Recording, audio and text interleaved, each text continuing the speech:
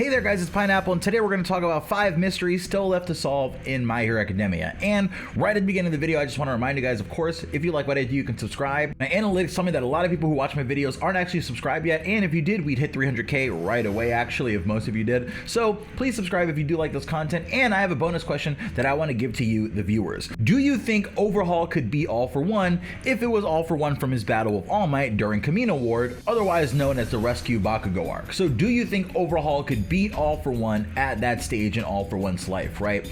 Right around the time where All For One fought All Might. Imagine if instead, for some reason, Overhaul was the one that had to fight All For One there.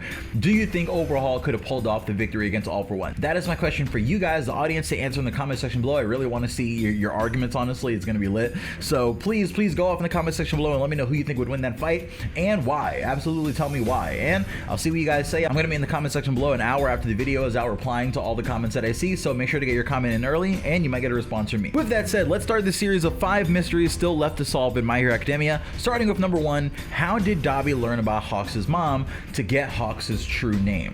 Now, in My Hero Academia, if you remember, during the war arc, we had this confrontation between Dabi and Hawks, right? Where it was really a confrontation between Hawks and Twice, but Dabi ended up getting involved, obviously, and pretty much helping Twice get away, even though that really wasn't, it doesn't seem like that was really his goal the whole time, right? And in his attempt to save Twice from Hawks, at one point when Hawks is about to deal like a debilitating blow to Twice, Dabi says out loud, Keigo Takami, which, if you don't know from the My Hero Academia Ultra Analysis guidebook, that actually is Hawks' real name, right? And now the issue is, Hawks keeps his life very, very secret, right? His life has kind of been handled by the Hero Public Safety Commission, which I guess we will talk about in one of these videos, but his life to a certain extent has been cleaned up and handled by the Hero Public Safety Commission, which is kind of more or less the hero government in Japan. I don't know how far it extends to outside of Japan, but I know that at least in Japan, there is that organization, right? And Hawks' life has kind of been swept under the rug by these people, but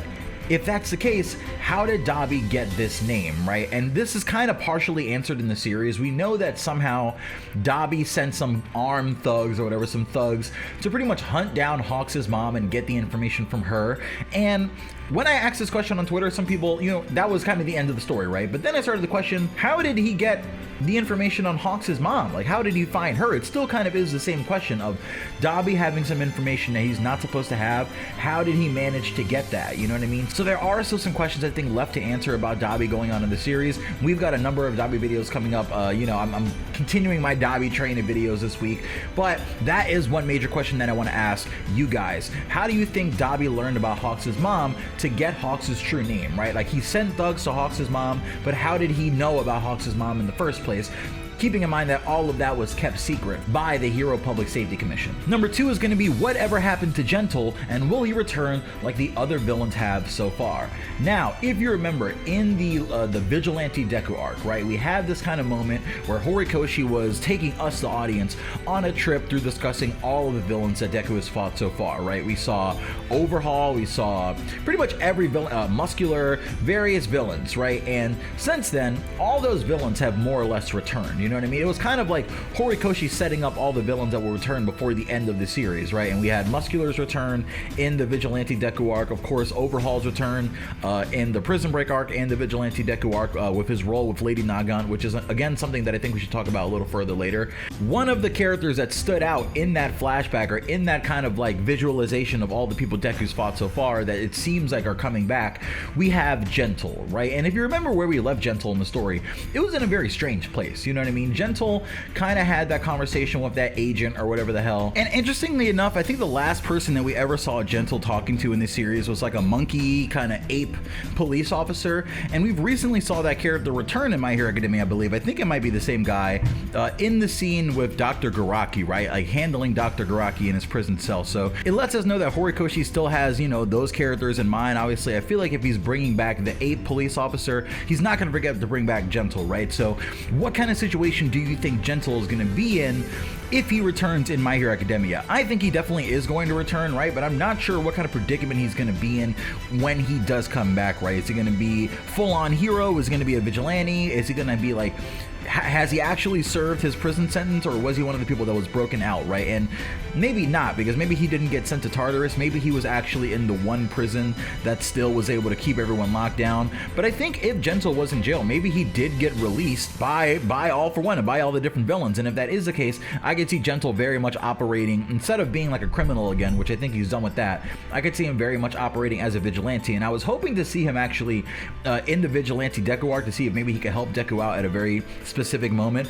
But here I think we're going to see Gentle come back in the war arc, and with him I think La Brava is going to come along also. Even though we saw like a little bit of a separation between him and La Brava at the end of their arc, I do think La Brava is going to come back and have a very important role in having a hacker battle against the Meta Liberation Army member who, you know, does the hacking and has like the clones and everything that he used to pretty much awaken Twice's, you know, double in Sad Man's Parade. I think those two are going to have a hacker battle, and I actually think it's been set up a little bit, because we do know that Shikazoku, I believe his name is, has failed Redestro one time before, right? And they made a weird point to like point that out, but never really explain what that failure was.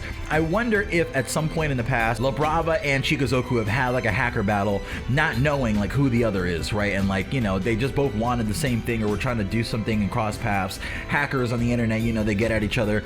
And yeah, like I think that is going to be the role of Gentle and La Brava when they come back in the story. But what do you think it's going to be, right? Do you think Gentle is going to come back into the story? And if you do you think he's going to do something heroic, or do you think that maybe he won't make it back into the story, right? And we won't see Gentle again, because maybe you feel like Horikoshi is speeding through like I do to a certain extent. I'm worried about that, but you know, we'll see. Mystery number 3 is, where did Stain go after his conversation with All Might, and what will become of his character? Now, this is a very big question that I know a lot of us have about the world of My Hero Academia, right? It seemed like it was set up for Stain and All Might to have some sort of arc with each other, right? Where they were gonna, I don't really know. It seemed like maybe Stain was challenging All Might to like man up, stop worrying about like whether or not you have a quirk, and be useful, and come and find me, because I'm still out here slaying heroes.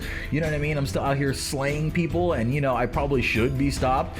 And All Might, instead of kind of following that bait, he kind of was just like, all right, I'm gonna just take your information and go worry about the more important threat, which is Shigaraki and All For One. But I really did think we were gonna have some sort of like, because the entire series, All Might has been sort of training to get his body to like a certain level, right? Like, and you've seen a steady progression of All Might's regular body, right? The small kind of long neck body, building up in strength, building up in like temperament, right? Getting his cardio up, obviously. So I thought that was leading somewhere, where All Might would maybe actually try to hunt down Stain, even though he's quirkless, and you know, do something that way to give all the quirkless Deku people what they want, and just instead have it be a quirkless Toshinori, I guess. But instead of that happening, All Might kind of just went ahead to UA and was doing planning and stuff, and we never really got to see what came of Stain's arc with him, right? And I don't know if we will, right? Do you think that Stain is going to be part of the war arc? He hasn't really been up until this point, so like, where could he be? I guess the one place that it would make sense for Stain to appear would, I guess, be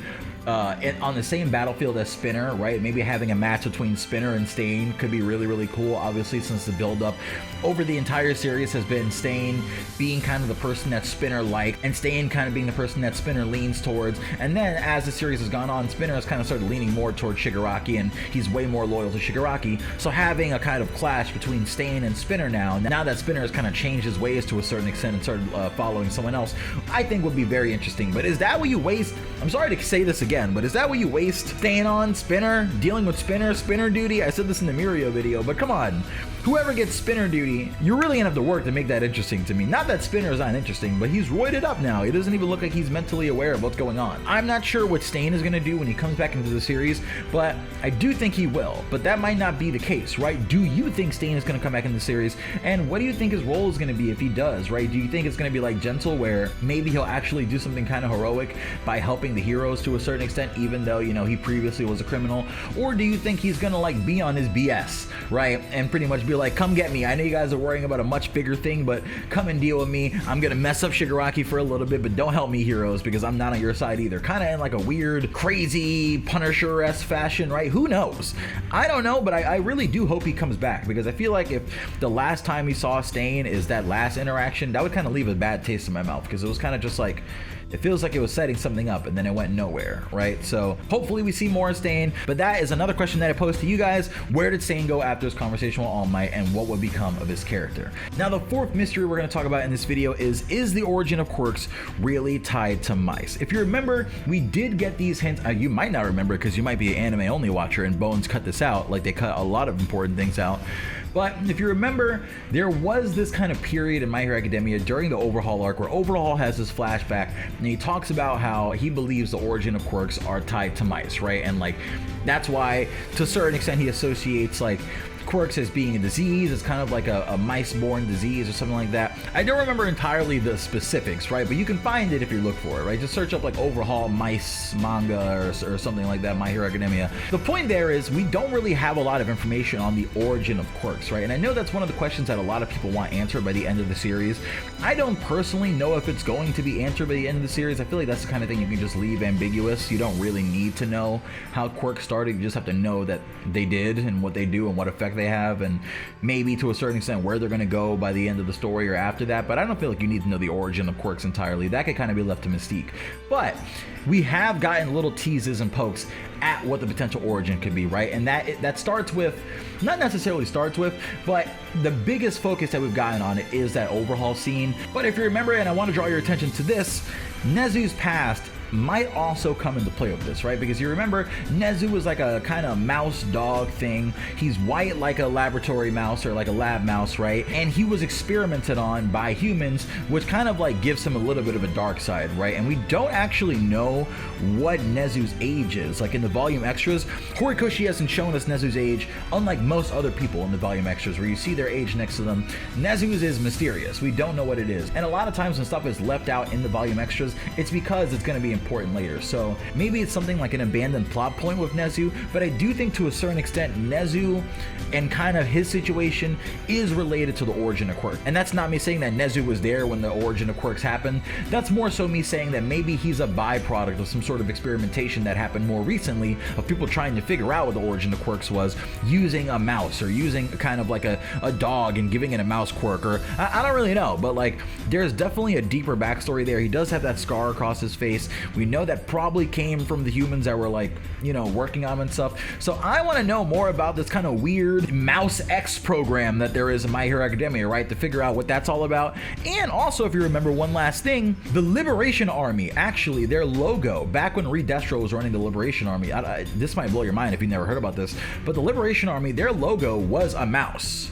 You know what I mean? And they're all about taking quirks back to the basics, you know what I mean? And like making sure everyone has the ability to use quirks because they're your innate abilities and quirk rights and stuff like that. Their logo being a mouse might really like kind of deepen this theory of mice being involved in the origin of quirks. But if that's the case, then are quirks pretty much just like the Black Plague? Like, is Chisaki right that quirks are a disease? That's kind of morbid if so. I mean, to a certain extent, yeah, because you can be born with a quirk and you have no control over what quirk you're born with, and it can completely shape who you are as a person and make you detrimental to society, so to speak, and then have you be marked as a villain. So I guess to a certain extent they are, but you know, I also really want to fly, so let me get quirks. And the final mystery that we're going to cover in this video in My Hero Academia is, where is Hisashi Midoriya? Now, All For One theory aside, I know everyone knows that I think that All For One is Hisashi Midoriya, that they're the same person. Sure, we could put that to the side for a little bit. Not the entire video, but we'll put it aside for a moment, right here. I'm putting it to the side. Okay, Hisashi is a deadbeat. I don't care if he's sending money home from America. I don't care where he is. His son doesn't think of him ever. You know, like he's a deadbeat father at this point. Everything in the world has been happening in Japan. Your son got a quirk, even though you know that he shouldn't have. have one. All this crazy unexplainable stuff has been happening. You've seen like just madness unfolding, and your wife is like in shelters and everything. You can come home, Hisashi. You really can come home and see your family and maybe give them some support. I guess he's too busy doing whatever, right? Apparently he works overseas. I don't think we know exactly where he works. I think it's highly speculated that he works in America. I don't know if the quote that we have specifically says he works in America or just that he works overseas, but I think America would be the obvious choice, right? And because that's all the information we literally have on him, we have no idea where he could be or what he could be doing while all of this is going on in Japan, or why Izuku almost, I think he's only ever thought of him one time in the series, or one or two times ever in the series, and never during like a very crucial moment where he's like dying and he's like, I'm gonna think about everyone important to me now, and the people he lists are like Bakugo, All Might, Inko, or Mom, I guess he's not calling her Inko, but you know what I mean, like he never goes, and Dad, no. Not even like a fixture in his mind. So where is Hisashi Midoriya? One theory is obviously that he's working with the United States government. I remember seeing people thinking that when Star and Stripes' whole thing was going on. Some people thought he was a pilot. Some people thought he was one of the people in the rooms of the UN or something like that. I think he's just a dude overseas. If he's not going to be all for one, don't make there be anything special about him. He's just some dude.